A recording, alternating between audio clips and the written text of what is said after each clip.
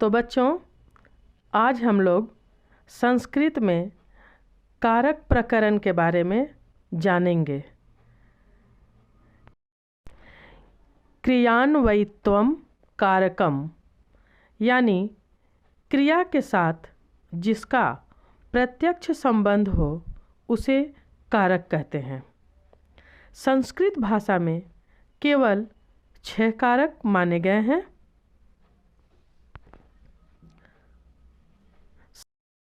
जैसे संस्कृत में विभक्ति प्रथमा कारक करता है और हिंदी विभक्ति ने है।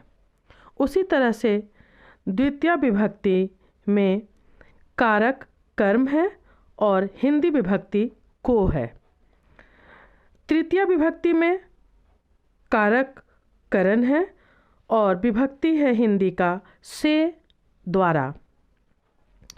चतुर्थी विभक्ति में कारक संप्रदान है और हिंदी विभक्ति का के लिए। पंचमी विभक्ति में कारक अपादान और हिंदी विभक्ति है से द्वारा। उसी तरह षष्ठी विभक्ति कारक संबंध और हिंदी विभक्ति है का, के, की, ना, ने, नी। सप्तमी विभक्ति अधिकरण कारक, हिंदी विभक्ति है में, पे, पर। अब उदाहरण के साथ इन 6 कारकों का प्रयोग हम वाक्यों द्वारा इस तरह समझ सकते हैं। पहला, कर्ता कारक, क्रिया का संपादन करने वाला कर्ता कारक होता है। जैसे उदाहरण के लिए रामः पठति। दूसरा उदाहरण है मोहनः गच्छति। इसमें राम कर्ता कारक है और पठति क्रिया है। उसी तरह से मोहनः गच्छति, इसमें मोहन कर्ता कारक है और गच्छति क्रिया है।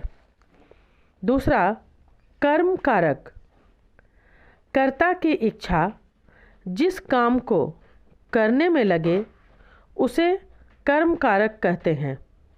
जैसे रमेशः पुस्तकम पठति। दूसरा उदाहरण है रामः फलम खादति। इसमें रमेश करता है जिसका इच्छा पुस्तक पढ़ने में है। उसी तरह से रामः यानी राम कर्ता कारक है और इसका इच्छा फल खाने में है। तीसरा, करण कारक, काम संपादन करने में। चौथा है संप्रदान कारक, जैसा कि शब्द से ही स्पष्ट होता है। संप्रदान यानी प्रदान करना या देना, कर्ता द्वारा दूसरे को देना। दूसरा विभक्ति है के लिए। इन दोनों विभक्ति चिन्ह से बने वाक्यों को उदाहरण स्वरूप देख सकते हैं। जैसे माता बालकाय मोदकम ददाति। दूसरा उदाहरण है सह फलाय वनम गच्छति। पहला उदाहरण का अर्थ है माता बच्चे को लड्डू देती है। दूसरा है सह फलाय वनम गच्छति। इसका अर्थ होता है वह फल के लिए जंगल जाता है। पांचवा है अपादान कारक, दो वस्तुओं के अलग होने पर जो वस्तु स्थिर हो जाता है वह अपादान कारक है। छठा है संबंध कारक, कर्ता का संबंध अन्य के साथ दर्शाना या परिलक्षित होना संबंध कारक है। जैसे रुदतः शिशो माता जगाम। दूसरा उदाहरण है रमेशः रजकस्य वस्त्रम ददाति। इसमें दोनों उदाहरण को हम अलग अलग इस प्रकार अर्थ स्पष्ट कर सकते हैं। रुदतः शिशो माता जगाम का अर्थ है रोते हुए शिशु को छोड़कर माता चली गई। दूसरा उदाहरण